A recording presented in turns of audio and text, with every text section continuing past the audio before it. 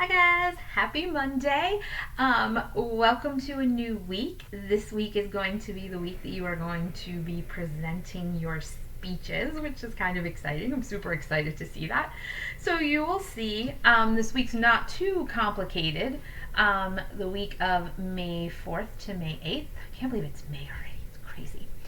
So anyway, if you take a look, you are just going to continue to work on your speech. It's due on Friday, so you'll continue to do that. I want you on Tuesday to post and comment on how you're feeling about your speech. So if you're nervous about it, if you need any help, you're so lucky that you don't have to be super nervous about it because you're doing it for a camera and not for an entire class, which is super cool.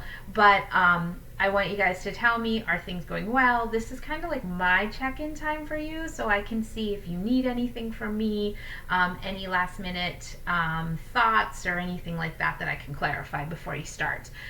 So you're going to work on that. And then you are going to practice your speech on Wednesday. And the other thing I have in there for Wednesday is to make sure, if you haven't already done it, you write your citation page and turn it in. Now remember, your citation page can just be in a Word doc or a Google Doc or a Word document, where it will say at the top, citation page, and you will put any of the sources that you have used in your speech. So if you used any of the data, any of the facts that you researched, if you actually use those in your speech and you're going to talk about them, I need to see those things in your citation page. It might only be 2 or 3 or 4 sources. That's okay. But make sure they are MLA cited correctly. Remember, in MLA citation, you have the top line and then the next line in gets indented. So the next line underneath the top line will be indented. Don't forget that. And always remember, your citation always ends with a period at the end. If you're not sure how to do it, EasyBib is a great place to look. If you have access to Noodle Tools, I know that's one that we use in school a lot. I'm not sure as 6th graders if you've used it yet, but you could use that as well. So anyway, make sure you have your citation page. You'll be turning that in. And then just continue to practice your speech, and on Friday you are going to do the video, and by no later than Friday, you can do it earlier, but by no later than Friday you are going to upload your speech to Flipgrid. And I want to show you how to do that real quickly, because if you take a look, you will go to Flipgrid from the link in Google, in our Google Classroom, and it will take you to a page that looks like this. You'll log in with Google.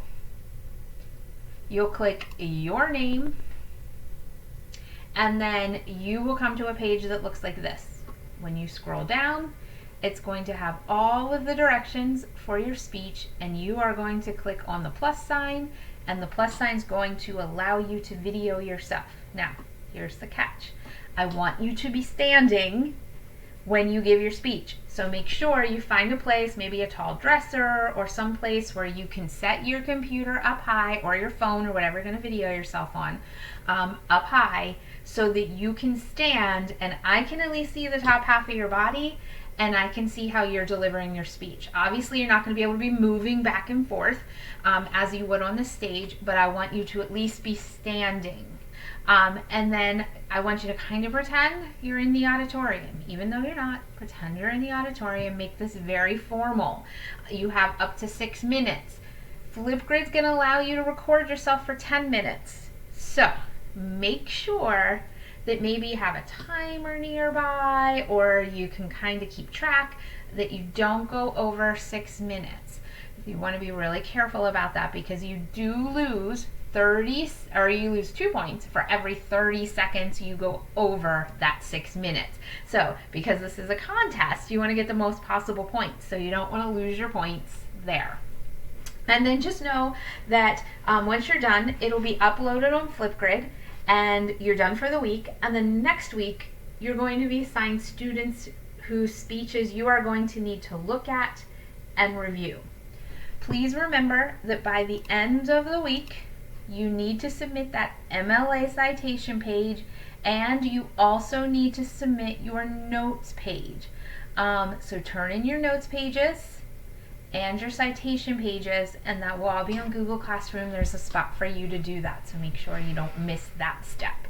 And then next week, the fun of evaluating everyone's speeches, and by the end of the week, we should have a winner for our oratorical contest. So can't wait for this week. It's going to be fun. The next 2 weeks are going to be great. So guys, have a wonderful week. And as always, if you have any questions, let me know. Ooh, one last thing. I did make one small change. Our Zoom times on Tuesday, I am moving to email only times. I don't really have a lot of people popping in at 1 o'clock on Tuesdays, so I'm going to move that to just an email time. But no, during that time, I will be sitting right here at my computer, and if you email me, I will be getting back to you immediately. I'm usually pretty fast, but during that time, you are guaranteed to get me right away. So if you need anything, it's just going to move, we're going to permanently move this from a Zoom time to an email time. We're still keeping the 2 10 o'clock spots if you have questions. Remember, that's for questions, things you need to talk to me about or your classmates about that have to do with what we're doing in class, okay? That is everything, I believe. So, hey, guys, have a great week. I hope the weather's better this week than it was last week, and I will see you soon in your speeches. Have a great week. Bye.